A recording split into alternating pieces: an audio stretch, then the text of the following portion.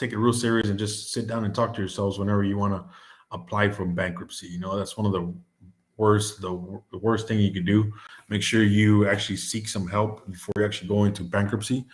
There's some accounts that you could actually settle for, and like I said, I could help you guys out with that as well, guide you on what to do. Then make sure you avoid going bankrupt. But if it is something essentially you need to do, you might as well go ahead. But make sure you think about it real closely before you do bankruptcy. Debt settlement, pretty much lose 45 to 65 points, lose 140 points to 160 points if you do settle for any debt. Personal case scenario, I had a 450, maybe 15 years ago, and I did settle a credit card. But honestly, if you do settle any credit card, or if you do anything, if you settle for anything less or pay a collection, it still stays on your credit and your credit profile. So sometimes even settling, or actually paying that collection is not even good. Okay. So if you ever do pay them, make sure you do come into an agreement with them to erase that account from your credit scores that actually boost your credit. If it stays there, any other bank or anytime you're applying for any type of credit, people are going to see it, and they might even deny your credit to actually make that purchase. Okay, so make sure you guys think about that as well. Missed credit card payments, you lose 60 to 80 points as well. It's always good to call if you are going to miss your credit card payment or any other payment. Make sure you guys call the bank or anybody you owe the money to, right? And make sure you let them know that you are going to be late. They'll understand that more and not give you a late payment on your profile than we just missed the payment completely. Okay, so make sure you call somebody and let them know. Call your creditors. Maxing out a credit card, you always want to make sure you maintain those credit cards in the 30%. If life happens and you have to use them, use them. But if you do use them over 30%, it's going to drop your score 10 to 45 points. Okay, so always maintain those credit cards on 30%. You also want to make sure that you don't leave your credit cards at zero. Okay, you want to leave at least $10 because it also drops your credit score as well. And other credit factors that hurt your credit, debt to credit ratio. So debt to income ratio, it's what it is. Okay, closing old accounts. So if you do have a credit card that I've had a credit card since I was 18, Bank of America, for 22 years now. So I cannot close that credit card because why? It'll probably drop my score like 100 points or maybe even more because it has all that credit history. So whenever you close an account, it erases that 20-year history, which is going to be pretty bad for your credit score. And then you want to make another purchase. So instead of me being in the 800s, I'm going to go down to like a 600. So that's average credit. Okay. So if you do apply for multiple loans or credit cards, make sure you understand it is good to have credit cards, major credit cards. Some people do apply for every card, let's say Lowe's or all these other credit cards, Victoria's Secret. It's always just better to actually have major credit cards, Capital One, Bank of America, Chase, and all these minor credit cards that still help your credit score. But it's always just better just to have the major banks reporting to your credit profile. And blowing off your bills entirely is pretty much going to drop your credit score. So I've had a few customers that they end up fixing their credit, helping them out, guiding them, coaching them, and then they actually let go of everything again. So if you are going to fix your credit, make sure you're ready. Make sure you guys are ready to not apply for anything. Make sure you understand that guiding and coaching is there for a reason. We want to make sure that you guys get something out of our services rather than to go up, your credit score to go up rather than go down. Okay. So 6 ways to build credit fast. It's make frequent payments. Ask for a higher credit limit. So what you can do is if you had a credit card for a year, let's say Capital One, for example, you want to make a call. If you had on-time payments for 12 months and ask them for more credit increase. So let's say you're 1,000, asking for 10,000. You might go higher and it makes your credit score increase as well. Why? Because it's pretty much saying Capital One trusts me with $10,000 for me to spend, and they know I'm going to pay it back. So your credit worth goes higher. So it doesn't mean you need it, but it's always good to have in case of an emergency. But I do that with every one of my credit cards. So I have over $120,000 worth of credit line, if I wanted to use it, which is really good for you guys if you guys pretty much want to build your credit. Okay. Dispute credit report errors. Become an authorized user. So become an authorized user is a AU. It's an acronym for it. So if you have mom and dad, or pretty much your husband, your brother, anybody that has awesome credit, and you want to pretty much get some points out of that. So what they do is they add you to your credit card, which will actually increase your credit score from 40 to 150 points or more, right? It just depends on the card, how long it's been open, et cetera, credit limit. So what it does, it's going to give you those points, although it will also affect you if that pretty much owner of that credit card starts maxing that credit card out. So if you're going to be added as an authorized user, make sure that you guys understand that it is a positive thing, but it would also be a negative thing that they start maxing that credit card out. If you're starting to build your credit and you want to start getting positive history in your credit profile because you had bad credit, you can use a secured credit card. A secured credit card, what that is pretty much a credit card that you use your own money. Let's say Capital One. Once again, you deposit Capital One to Capital One $200 or whatever the limit they gave you of your own money, and then they start reporting to the credit bureaus once again using your own money to actually the positive history, positive payments. Okay, so it does help you build credit. Once you actually get your credit again and become worthy of a unsecured credit card, you would actually be offered unsecured credit card, and then you don't have to use your money. You use a credit line from Capital One, and then keep credit cards open. If you do want to phase out of the smaller credit cards, make sure you open the other credit card out first, give it 6 months to a year, and then close the other one out, and then your credit will readjust. So how to reach and stay in the 800 Club. Make sure you guys don't have any late payments in any account. Oldest account is nearly 25 to 30 years. High credit limits. So like I said earlier, make sure you always ask for more credit every year, 6 months, whatever you guys like. No inquiries within the past 2 years. So try to keep it below 5 inquiries for 2 years. Typically has 7 or more credit cards open. Usually has mortgage and or auto loans. Okay, so no, anytime a lot of people say cash is king, yes it is, but if you pay everything in cash, you're not building credit, so you're not showing any positive history or positive history to the bank, so it is not building your credit. Okay, no errors on credit reports. Average age of accounts at least 11 years. They have additional installment loans and 5% lower utilization overall. So make sure you do have your debt to income ratio below 5%.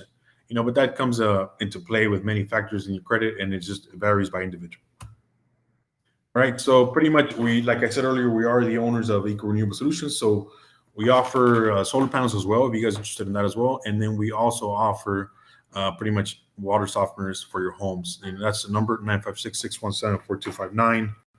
If you guys want to contact us. And we're also hiring. If you guys are interested in setting solar panels, water units, let us know. Okay. Any questions?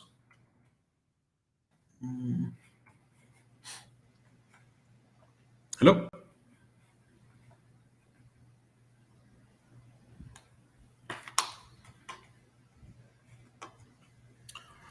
Hello. All right, there you go. Frank, thank you very much for that wonderful presentation. I just have some questions they have.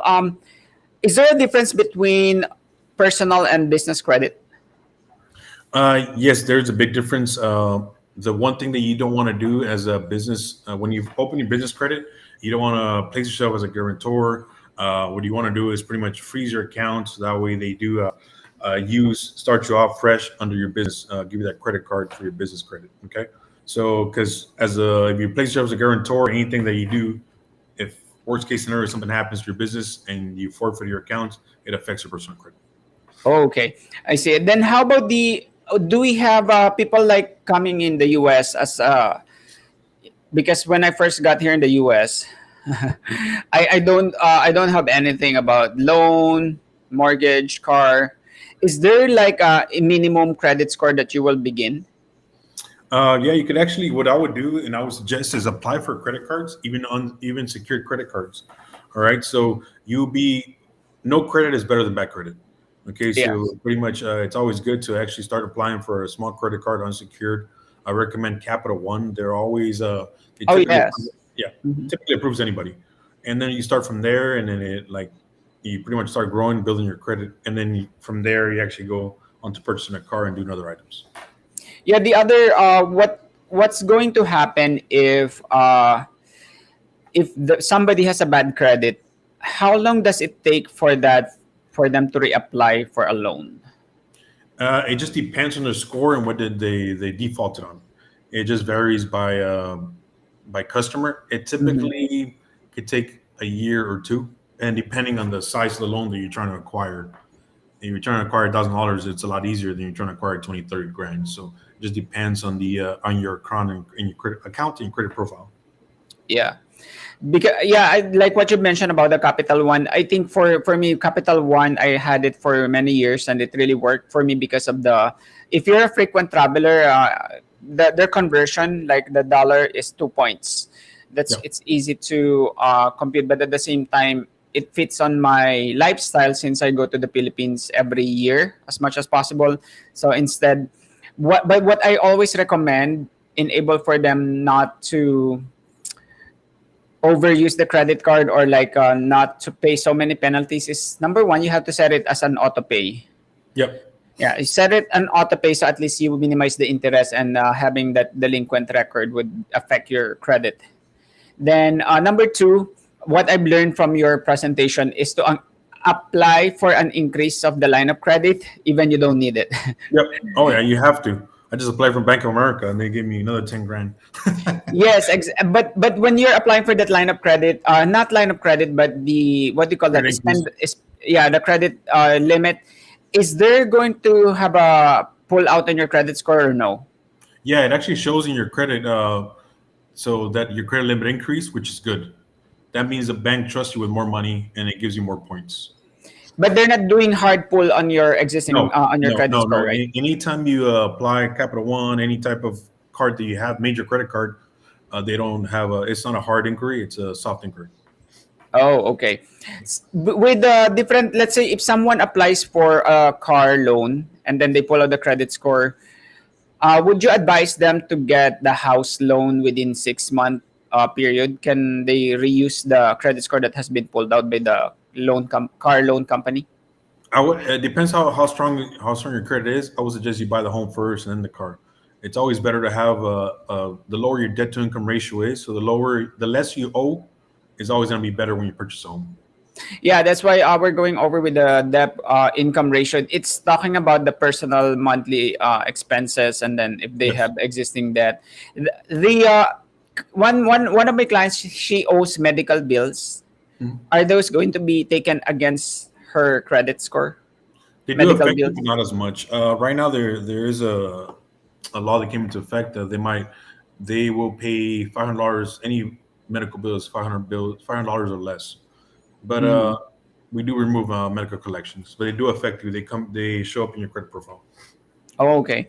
For couples that are for do whenever they apply for the loan, both of their credit scores important. Yes, sometimes it actually once they pull your credit has a good credit score, just to use that credit score. Let's say husband or wife has better credit, use that person, or unless they need the income. So you want to make sure that both of them have good credit and no negative collection, no negative items. With the business credit score, because right now, every, like on my end, they always pull out my personal credit score. How would they access, or do you know where to find the business credit score? Yeah, there's pretty much a whole nother class. You pretty much have to follow a DUNS. You have to use call Oh, the DUNS and set up DUNS. your Mhm. profile. Yeah, DUNS, and then once from there, you're actually able to you have to go to his website to actually pull your credit score. Yeah. Oh, nice. Okay, and then because you mentioned also that's a good thing. For the this tax season, we've been getting a lot of people for solar panels. Mhm. Just for the solar panel, because they're giving credits on for the taxes, so they can minimize the taxes that they're going to pay, and because it's a tax credit. with with the solar panel, how long does it take for them to check their credit score? Pretty much, we do a free proposal, and we do. Well, if they do agree to the terms, or they want to be curious on what their payment's going to be, it's pretty fast. It takes about 5 minutes. So if Mhm. they're interested, they're ready to buy. It takes about 5 minutes. Yeah. Okay, there you go. And the those three companies that they can see, because whenever I use my credit card, there's always like a credit score. How accurate is that if it's like in a Capital One? If it's your FICO, it's pretty accurate. Vantage score is always going to be a little less, that's what Credit Karma uses. Credit Karma is real good for any alerts. So let's say, like myself, that's the reason I found that somebody had committed identity theft on me because I got an alert. Boom, new bill collection opened a Mhm. month ago or something like that, right? So you always want to have Credit Karma for collections, and anything like Capital One or any of your credit cards will show your FICO scores. Oh, that's good. That's good to know. So Yes. there you go.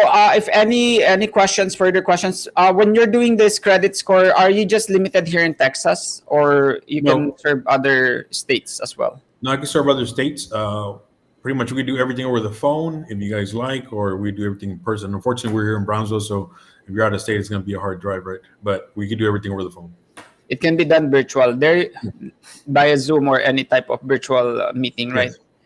Aside from the phone. Okay, there you go. Thank you guys for listening. If you have further questions, we just contact us. We will, as Frank provided his information, we will also provide his information. And there's a replay on this that will be posted on our YouTube and other social media, and also on our Facebook. Again, Frank, let us know again how will they contact you and the company. Yeah, it's Eco Renewable Solutions and Pinnacle Credit Solutions. Cell phone is 956-617-4259. You can Mhm. text us or call us if you want more information. And our promo code is ERS 2022 if you guys want The promo discount. code is PRS 2022, Yep. right? Nine. PRS, guys. So it's PRS 2022. Type that and then give it to Frank. Contact Frank, and then he's happy to serve you. Like again, a credit score is very important. That's 5 C's of loan: collateral, character, credit score, capacity, and the other one is condition. So that's why it's one of the things that you want to watch out for. When I got here, I have no idea about the credit score until I realized that I need to have a guarantor because I don't have any loan in the beginning. I don't even have my first credit card. So when I get my car, I have to have a co-guarantor. There, thank you, Frank, very much Thank for you, your Chris. time, and I hope just feel free to inquire and then contact him today. Have a good day, Frank. You too, Chris. Thank you. Okay, what are your takeaways for today? We covered 10 tax savings and bookkeeping tips for non-accountants. Now we went over with how your proper financial planning grows your business. And then the next topic is with Frank Torres is how does your personal credit help your business? This is the last presentation, but not the least. We would have how to use the power of social media to create online presence. We're getting checked if we already have no other than David Garcia Santillana, the owner and founder of Sorvid Media. Yes, good morning, David. How are you doing? Good morning, Chris. Good morning, everybody. So yes, today we're going to go over now after going all the importance with the taxes, with insurance, with credit, which is one of the most important things for the business. Now we're going to talk about marketing, how you can use the power of social media, so you can have a presence on online. So I'm going to share my screen, a little PowerPoint Yeah, while you're presentation. sharing that, I'd like to have a shout out. The Sorvid Media, they are the one who covered my award for the video. Thank you for that video. It was really good. It's like very sentimental the way it was edited. But Yes. if you're also doing the video service, right? Video recording. Yes, we Yeah. do a lot of services regarding video production, photography, digital marketing. So in the video commercial side, we try always to stay to do a storytelling, right? Storytelling is Yes, storytelling. one of the most important things in everything. So people like the stories. People, if you can do a storytelling and connect your customers with your brand, that's a big win, right? And so doing a commercial, everything that you do, always try to build build a story, right? Build a story, communicate with your potential customers, with your current customers, and you continue providing value to them, right? Yeah, actually, that goes along with fact with the quote that says "fact tells, story sells." Right? Yes. Like people know. need to know, find a relationship, because they don't care how much you know until they know how much you care. Case study. It doesn't only apply to video. It also like apply through your blog, through your any type of email newsletter. That's a very good. It's a very powerful tool to use this. So that's why there's no other person that's know how to do this storytelling part is no other than you. So that's why. Okay, let's see your video, your PowerPoint. Yes. Let me share my screen. Also, shout out to Jill. Jill also is a good. She's a good writer. Can you see my screen? Let's. Okay, there you go. I can see now. All right, David, take it away. Awesome. So this is a social media marketing presentation with Facebook and Instagram. And regarding with marketing, there's a lot of topics, a lot of things, and it's marketing can be very general. But we're going to talk about just the specifics, the most famous social media platforms use in on social media, which is Facebook and Instagram. I'm going to talk about how you can use these platforms for building that marketing to execute the marketing plan based on your business objectives. So if any business objectives you have for your business, Facebook and Instagram, you can use those platforms so you can make it happen. And there's a lot of terminal vocabulary, things you have to know for analytics, everything regarding video, everything regarding paid advertising. So we're going to move forward with it. So social media, right now with social media, it helps you increase your website traffic, raise brand awareness, create a brand identity, create a positive brand association, improve communication, interact with key audiences, and execute sales. So every business it's completely different.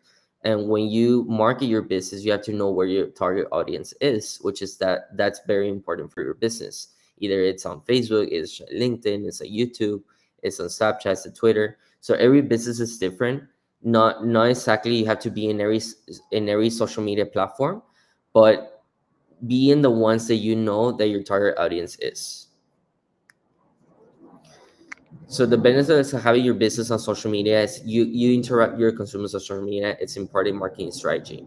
You can do stories, right, talking about the latest product that you have, or talk about the value of the product or the benefits of the service that you provide, right? So it's very awesome that you have these platforms to use at your advantage with no cost whatsoever. You just need to have a good plan and allowed to engage with the customers based in a series of methods.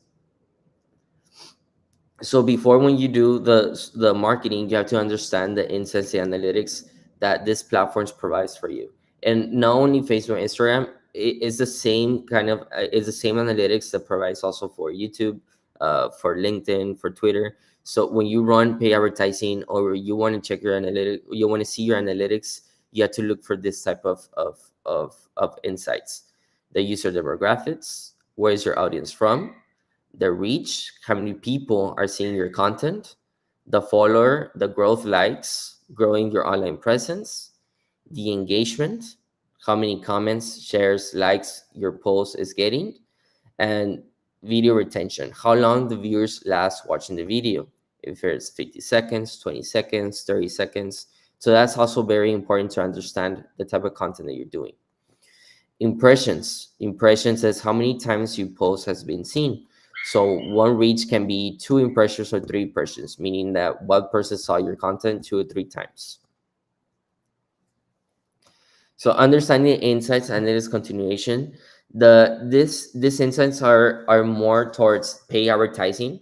So when you do pay advertising on these platforms, even on the Google platform, you can see how it's calculated for your business. Either if your business objective is to acquire more sales for your business. So if you have an e-commerce, right, or you have a product or service that if you have a product that you sell online, CPA it's the one that you have to focus on. Cost per acquisition action, which is the cost for each time an action is taken because of the ad. The cost per lead is the cost that advertiser pays for a sign up. right? That would be for acquired information. That would be more for the service space, right? Knowing data, the numbers, emails, name of the person. That's more on the cost per lead. And the cost per click is how much is the cost for each time an ad is clicked on your business. And then the cost per impression is the cost for each person who views your ad. So it calculates how many people are how much is cost for one impression. Normally the CPI, the CPM, which is the cost per 1,000 impressions, are normally when your business objective is more on the brand awareness side. When it's more on the conversion side, these are the tools that you want to focus on: CPA and CPL. If you want to focus on website traffic, you can focus on the the cost per click, and for brand awareness, you can focus on CPI and CPM. So your brand identity, what is your brand identity? So your brand identity, before you start social media marketing, is very important to know what your brand stands for. Everything regarding what communication, the behavior, the language, your mission, your vision, the culture. So knowing your brand identity is important uh, beforehand, before you start doing marketing in your business. Not even on social media, it can be in general, right? It can be networking, it can be on networking on events, maybe creating events, right? Be your business, how it provides a service. So everything that you do on your business, your brand identity is very important, and it's important to stick to it, right? You stick to it. You let your social media speaks for himself, right? So use your social media combined with your brand identity so you can know who is your target audience and know exactly what your business stands for. But brand identity continuation. So when focusing on brand identity, you also want to hire a designer that makes sense for your brand identity. This is just an example, right, of a business that acquire a designer. This type of business is a food truck. It's vintage. It wants to focus more on getting the vintage look modern. So that designer make it happen for this brand identity. So it's important to work with a designer that will make your vision a reality. Every designer has their own style, so be selective when hiring a designer to work on your brand, right? Everyone has their own ways of seeing things. So if you see a designer that their type of brand, their type of work, it goes with your type of brand and your business, you ask for the portfolio, right? See the types of work they have done, and also be very communicated with the designer, right? A designer cannot one of the things I have learned is that when you work with a designer, they cannot guess what you want, right? You have to express yourself, talk about your brand, your vision, what you stand for. Let the designer get the most details as possible. That way they can provide that brand that you want. So before the brand identity, before hiring your designer, right, to help you on your brand, create the logo, create the color palettes and everything, now you're going to do your marketing strategy, right? What is your social strategy? So the business objective in your business, when you start with your business, the first thing you want to do is brand awareness, right? So you want to grow the brand, you want to build the relationships. So create awareness, followers, shares, be part of, collaborate with other businesses. So that way you can create that online presence, right?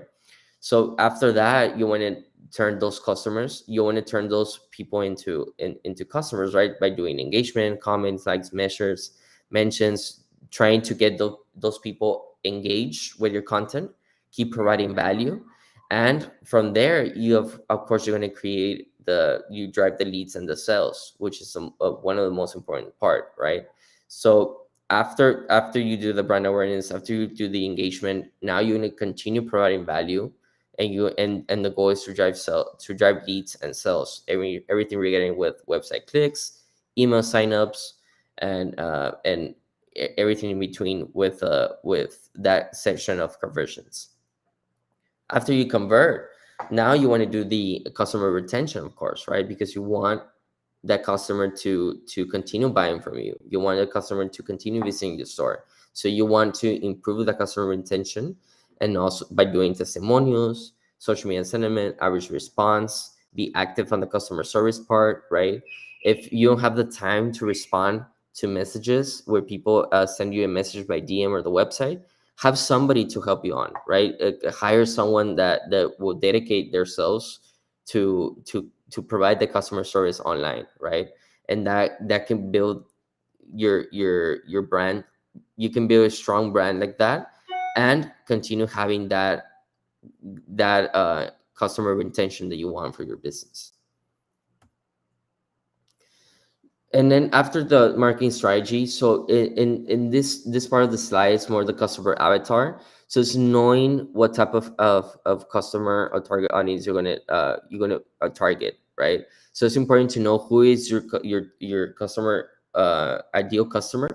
So this is an example from digital marketing. Digital marketing is it's digital marketing is it's a software platform where it's offer courses for digital marketing, and this is an example that I got from them, how they just structure everything regarding customer avatar with the goals and values, the pain points, the objectives, roles, sources of information. So the more information you have for your potential customer avatar, the better you can do provide value to them, right? By knowing exactly what they want, what they're looking for, who they are. So the type of content that you're going to provide, it goes towards that target audience. And then after that, this is another customer value journey. This is what I call a customer value journey. So how you start with the consumer and how you take it to the process. So this is a process where you want to take the potential customer, right? For first, you want to provide awareness. So you provide awareness. Now you engage them, right, with your content. They subscribe to your business, and then you convert them, right? You convert them, you excite them by continue providing value. Your product, they get excited with your product, right, or your service. And then you ascend, meaning that you upsell other services, right? And then in the end, when you take this process, that person becomes an advocate, right? And that person becomes an advocate, talks about your brand, and then he promotes with other people, right?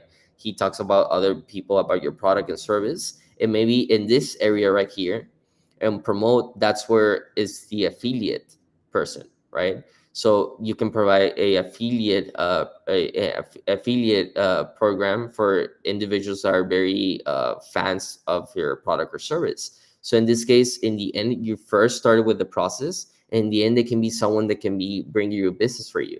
And like everything says, the best marketing is word of mouth, and it's very true on the online part as well. And then content wise, for content, it also sticks with everything. So everything with the brand awareness, everything with the brand identity, the strategy, the customer avatar. Now it's the content. What type of content you're going to provide, right? It's a customer generated content, influence marketing. Content marketing is very important for your business, right? Knowing, listening, and by your persona, design a theme and topics that you want to focus on, create the content, promote the content, measure and evaluate what content it works better for your business, and then repurpose it, right? You always want to be changing. You always want to be seeing what provides more value, and stick to the content that provides more value for your business. So the branded content and the user generated content. Branded content tells a story, and it allows you to control the story, increases closing of sales, improves overall first impression, and sets up a foundation that will turn into expectation for your audience and loyalty buyer. The user generated content, that's where you want to reach. User generated content means when customers are promoting your brand, right? For no cost whatsoever. So it's 5x more likely to convert customers because people are talking about your brands. So you have other people talking your brand. It builds a community. It adds diversity, variations to content, and build that brand awareness that you want. So you always want to build that relationship with the customers, right? That way they can promote and they can advertise your business completely for free. I mean, they're just fans of your product or service, and they can promote your business any marketing budget. You just start in the beginning, you build a relationship, and let the people talk about your brand. So this is an example of what generate content is. So Nina is a content creator here in South Texas. So she did a post with Whataburger. She just went to Whataburger. She's take a picture, organic, no paid content whatsoever. But she did a partnership with Whataburger. So that's why it says paid partnership with Whataburger, because she's doing this post with Whataburger, which Whataburger has the rights to post this post on their social media, because she's sharing it with Whataburger. So in this case, she's just did a post with Whataburger, and then Whataburger shared that post on their social media. So this is what user generated content is. Someone posted content, and then the brand posts the content for them, right? They post the content because they like it. They like the content. So it's a win-win for the person that it's getting more engagement, and also for the business. However, of course, this brand is very well known in the market, but that's how it's a good example of what user generated content is. So if you can see, this business is already well known here in Texas. So Whataburger, they it's very rare they produce any content. It's the content of other people. So other people are the ones posting, and they provide the rights to the business, so they can post those pictures. So that's how user generated content is.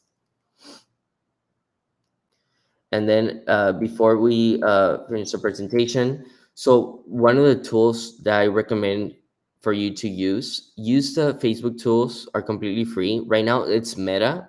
You already heard that it changes their name to Meta. So it's Meta Business Suite and Create Studio. There's also completely free apps that you can use for Meta. You can schedule posting from there. You can see analytics. You can respond to messages. You can do everything from these tools on a desktop and on the phone. So you can schedule posts on Instagram, Facebook, and your desktop while needing your phone. And with your phone, you can download these apps, and it helps you more structure everything with your business. So this is pretty much it with my presentation, and hope you like it. And if you have any more information, I can provide you. This is my content, is my phone number 956-443-9195, and my email info@xrmedia.com. Thank you, David. This we still have 10 minutes for some questions. Do you suggest to put already a budget? Like, ideally, what would you recommend for the budget for Facebook?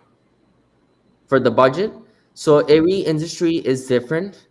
You have to do your research on your industry and what your competitors are doing. So let's say, for example, if you have a local restaurant, right, and you Mhm. do pay advertising, your pay advertising could be lower than a lawyer doing advertising. Why? Because a lawyer, their prices are their services is completely different from the restaurant. Yes. It's more complicated in a way, and there's not a lot of people getting involved with it's a narrow niche, right? So it's not a lot Mhm. of people are getting involved with that type of business. So other industries are competing against each other for the marketing budget. So it just depends your industry. You have to check the type of industry you're in, the what you charge, right? Of course, the profit that you're going to get for your business, and from there you create the budget for your company. I and in It's recommended to start between 10 to 15, 20% of your Mhm. of your revenue on marketing in the beginning. Yes. 20%, 20% is recommended by starting. So when you start your business, 20% of the revenue has to go into your marketing budget, and then as soon as you grow more, that percentage can be lower, right? But you can start you can start with 20%, and then you go from 15, you're going to 10, and eventually when your business is more more profitable, you have more Mhm. streams of revenue, you can do more stuff with the marketing, right? You can do you can be more established. They can do more things like video commercials, maybe billboards. So it all depends on your business. But I do recommend, if you want to start doing the advertising and the marketing budget, check your competitor, do a competitor analysis, right? Check your industry. What is the cost per click? Maybe the cost per click your industry is a certain amount. So that way you can know exactly what budget you need so you can get the acquired lead. Yeah. Then also do you know which one is better, whether Facebook page or Facebook group? Do they have different uses? Yes, they do. The business group, the Facebook group, it's more to build. It's when you have a community, right? When you have a fan base, when you have a community, you want to keep it engaged on the Facebook group, right? So let's say Yes. that let's say that you created a fan base, right? You create people that are interested in your business, so you want to continue providing value to them. You can do a Facebook group, or you can continue providing value just on the regular social media page. But I do recommend having a group, just to go more in depth with the person, right? If you want to provide more value to it, like videos, right? They can see. So, and then the group, it's more likely they're gonna get those notifications, right, of your content. So I for example, that you have a group that benefits, that's very beneficial for the potential customers, or customers, that way they can learn more about taxes, right, and everything, and you continue Right. to provide Mhm. value for them. Yeah. It's more intimate, because a lot of Mhm. people, they don't express themselves in public. Like, they don't want to post questions there. They would rather have it in the intimate, in a group where it's Yes. only exclusive. Yeah, that's why we it's more like a brainstorming where people can throw questions, and also they could be the good thing about that is a lot of members can also participate and then give their ideas, compare with Yes. the page. Is it possible to convert a page to a group or vice versa?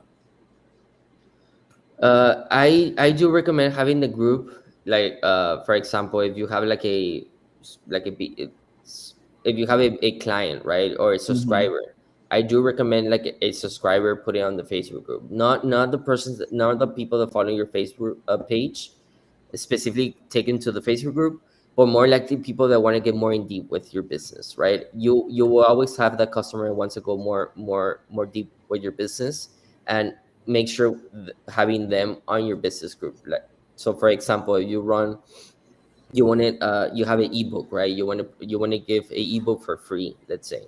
Okay. Yes. So people can sign up, they download the PDF file, and then you can invite them to join the Facebook group if they want to get more in detail about the product or service Mm-hmm. that you provide, right? So they go to your Facebook group, and then they can provide more value. But you always want to have the option, if they want to join the group, uh, make sure you join the group. But I do recommend make it exclusive. So the group, I would suggest for the groups are for people that are actually already with your product or service, right? Yeah.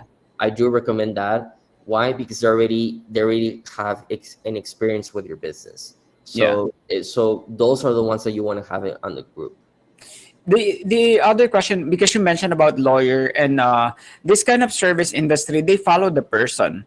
If they have a personal page, would you suggest them just to have a public figure page rather than the company page? How do you manage this kind of Well, they marketing? have to have a public figure. I mean, their brand name can be on their social media profiles, but in the end, it's a public figure, because what the lawyers are more persona, right? They have to brand themselves. It's not the business. It's more like Hmm. for them. So it's the same thing with doctors, right? Doctors, dentists, they have to promote themselves, Yeah. not too much on the clinic. So their type of marketing, their face has to be everywhere, right? Hmm. So if you go with the billboards, all the lawyers, their faces on the billboards. It's not the law firm, it's their face, we're the name, right?